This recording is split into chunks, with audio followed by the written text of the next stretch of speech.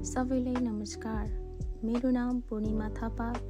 म हाल मध्यपश्चिम विश्वविद्यालय कृषि संकायमा 6औं सेमेस्टरमा अध्ययनरत विद्यार्थी।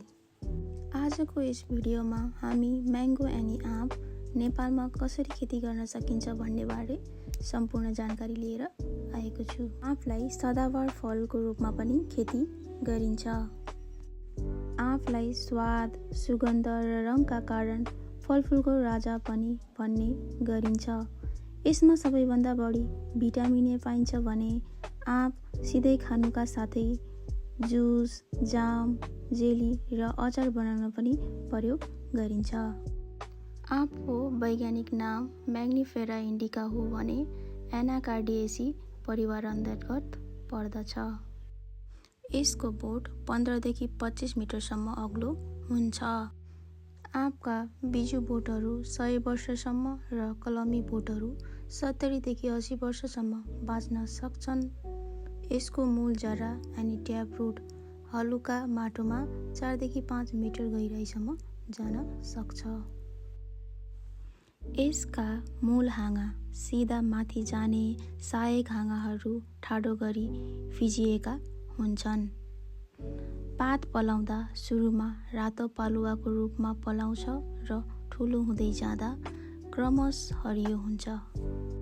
नेपालमा फलफुलको कुल क्षेत्रफल मध्ये आँपले 49,578 हेक्टर क्षेत्रफल 32.08% ओगटेको छ। नेपालमा तराई क्षेत्रमा बढी उत्पादन हुने देखिएको छ। आँप उत्पादन हुने मध्ये प्रमुख जिल्लाहरू जस्तै झापा, सुनसरी, उदयपुर, धादिङ, दाङ, सुर्खेत, दैले, कैलाली र कञ्चनपुर। आँपको विशेष गरी समुद्री सतहदेखि 200 देखि 700 मिटरसम्मको उचाइमा व्यावसायिक रूपमा गर्न सकिन्छ।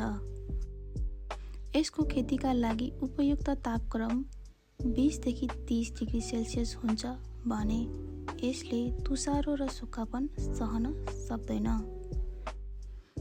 वार्षिक औसत वर्षा 150 देखि 250 सेन्टिमिटर हुने ठाउँमा यसको खेती राम्रोसँग गर्न सकिन्छ।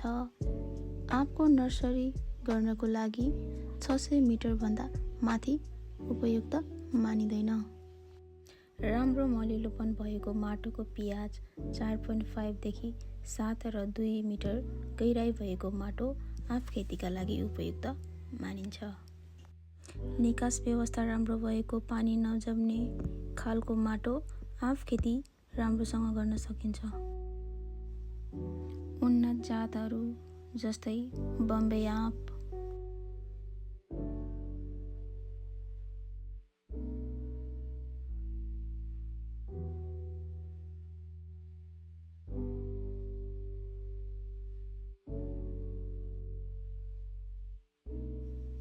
दशहरी,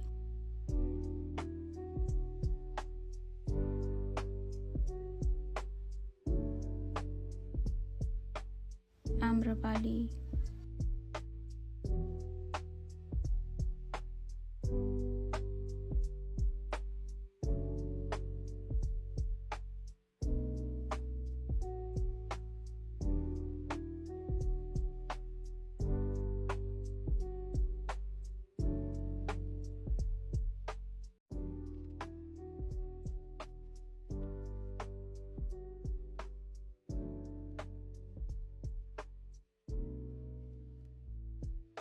बिरुवा प्रसारण प्रजनन विधिहरू। मुख्य गरी आँप लैङ्गिक र वनस्पतिक प्रजनन विधिबाट प्रसारण गर्न सकिन्छ। 1 नम्बरमा छ लैङ्गिक प्रजनन विधि, जसलाई हामीले इङ्ग्लिसमा सेक्सुअल मेथड पनि भन्ने गरिन्छ। यस विधिमा प्रजनन बिउबाट गरिन्छ। मानिसले जानेको सबैभन्दा पुरानो, सस्तो र सजिलो प्रजनन गर्ने तरिका बिउबाट नै हो। धेरैजसो मुख्य जातहरूको विकास बिउबाट नै भएको हुन्छ। नम्बर 2 मा रहेको छ वनस्पतिक प्रजनन विधि, जसलाई हामीले इङ्ग्लिसमा असेक्सुअल मेथड पनि भनिन्छ। मुख्य गरी आँपको विभिन्न भागहरू प्रयोग गरेर यो प्रजननबाट बिरुवा उत्पादन गरिन्छ। जस्तै कटिङ, बडिङ, लेयरिङ प्रयोग गरेर पनि हामीले विभिन्न बिरुवाहरू उत्पादन गर्न सक्छौँ। बिरुवा लगाउनको लागि हामीले सर्वप्रथम खाडल खन्नुपर्ने हुन्छ। जग्गालाई राम्ररी जोतेर सम्माइन्छ। रोप्नुभन्दा कम्तीमा 2 महिना अगाडि 0.75 देखि 1 मिटर गहिराइको खाडल खनिन्छ। खाडललाई 1 महिना वा बढी अवधिसम्म खुल्ला छोडिन्छ। यसरी खुल्ला छोड्नाले भित्री भाग राम्ररी तात्तिन्छ र रोग किराहरूको प्रकोप कम हुन्छ। नेपाल अधिराज्यभरि सबैभन्दा उत्तम रोप्ने समय वर्षायाम जेठ साउन हो। बढी पानी पर्ने क्षेत्रहरू झापा, मोराङ र चितवनमा वर्षामा अन्त्यतिर रोप्नु पर्छ। कम पानी पर्ने क्षेत्रहरूमा मनसुनको प्रारम्भमा रोप्नु पर्छ। बिरुवा लगाउने दूरी र तरिका। बोट ठुलो हुने ठाउँमा बोटको दूरी 12 देखि 14 मिटर राम्रो मानिन्छ। सुक्खा क्षेत्रमा जहाँ बोटको वृद्धि राम्रो हुन्न, बोटको दूरी 8 देखि 10 मिटर राखिन्छ। कलमी बोटको जरामा भएको माटो पुरिने गरी खाडलबाट माटो झिकिन्छ। कलमी गरेको आँपका बोटलाई माटोको गोलासहित खाडलको माझमा रोपिन्छ अनि बोटको वरिपरिको माटोलाई राम्ररी थिचिन्छ। सानो बेसिन बनाएर बोटलाई सिँचाइ गरिन्छ। आँपलाई सालैभरि नै सिँचाइ आवश्यकता नपरे पनि वृद्धि विकासको खास समयमा आवश्यकता मात्रामा सिँचाइ दिनुपर्छ। बलौटे माटो र कम पानी पर्ने क्षेत्रहरूमा बोटहरूलाई एक पटक शरद ऋतुमा राम्ररी सिँचाइ दिनुपर्छ। गोडमेल र मलखात। बोटको फेदको वरिपरि 60 सेन्टिमिटर चौडा र 15 सेन्टिमिटर गहिरो कुलेसो बनाइन्छ। 1 वर्षको बोट छ भने फेददेखि 30 सेन्टिमिटरको दूरीमा कुलेसो बनाइन्छ। प्रत्येक वर्ष कुलेसोको दूरी बोटको फेददेखि 20 सेन्टिमिटर जति बढाइन्छ। मलखातलाई कुलेसोबाट राखेर राम्ररी माटोमा मिसाइन्छ। आँपको बगैँचालाई सालभरि नै खाली राखिन्न।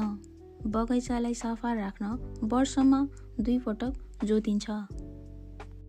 समय समयमा झारपात निकाल्ने र बोटको वरिपरि खन्ने काम गरिन्छ। युवा बगैँचाको खाली ठाउँमा 4 देखि 5 वर्षसम्म छोटो अवधिका होचा बालीहरू लगाएर प्रयोग गर्न सकिन्छ। जस्तै खुर्सानी, गोलभेडा, केराउ, सिमी, काउली, बन्दा, अदुवा, हलेदो आदिको खेती गर्न सकिन्छ। बिरुवाको काटछाँट। नेपालमा खेती गरिने सबैजसो आँपका जातहरू ठाडो प्रकारका छन्। समय समयमा सुकेको र रोगी हाँगाहरूलाई काटेर हटाइदिनुपर्छ। पहिलो 3 वर्षभित्र फुल्ने सबै फुलहरूलाई हटाइदिनुपर्छ, किनभने यिनीहरूले बोटको वृद्धिमा असर पार्दछ। फुल्ने र फल लाग्ने। रोपेको 4 देखि 5 वर्षदेखि कलमी बोटहरू फुल्न थाल्छन्। तराई र बेती मधेसमा आँपका बोटहरू फागुन र चैत यानि फेब्रुअरी र मार्चमा फुल्दछन् र त्यसै गरी फुल फुल्ने प्रक्रिया 6 देखि 8 हप्तासम्म जारी रहन्छ। आँपलाई विभिन्न तत्त्वहरूले असर गर्ने हुनाले आँप 1 वर्ष फल्ने 1 वर्ष नफल्ने समस्याहरू देखा परिरहन्छ, जसलाई 1 इयर और अफ इयर पनि भनिन्छ। एकचोटि फल्ने बानीहरूलाई असर गर्ने तत्त्वहरू थुप्रै छन्। तीमध्ये हो प्रकाश, तापक्रम, हावा,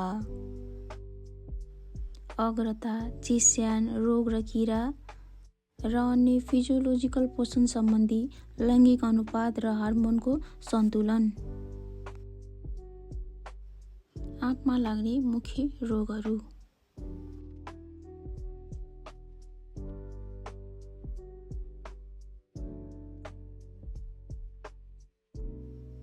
जस्तै gummosis, stem borer, powdery mildew, कालो टुप्पा जसलाई इङ्ग्लिसमा ब्ल्याक टी पनि भनिन्छ।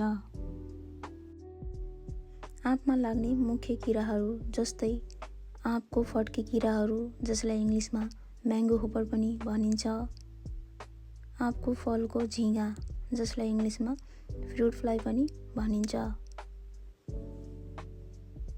आँपको कोदिया किरा जसलाई म्याङ्गो मिलिबग पनि भनिन्छ। अन्त्यमा चाहिँ आँप पाकिसकेपछि चाहिँ हामीले कुनै पनि साधनहरू अथवा हातले टिपेर चाहिँ विभिन्न क्यारेट पेटीहरूमा चाहिँ आँपलाई टिपेर राख्न सक्छौँ र बजारमा पठाउन सक्छौँ।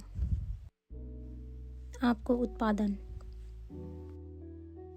आँपको उत्पादनमा विभिन्न जस्तै माटो हावापानी, जात, बगैँचा व्यवस्थापन, रोग किराहरूको प्रकोप आदि कुराहरूले चाहिँ असर गरे अनुसार नै आँपको उत्पादनमा फरक पर्न जान्छ। यसै गरेर चाहिँ प्रति वर्ष प्रति बोटबाट 1200 देखि 1500 सम्म चाहिँ उत्पादन गर्न सकिन्छ। धन्यवाद।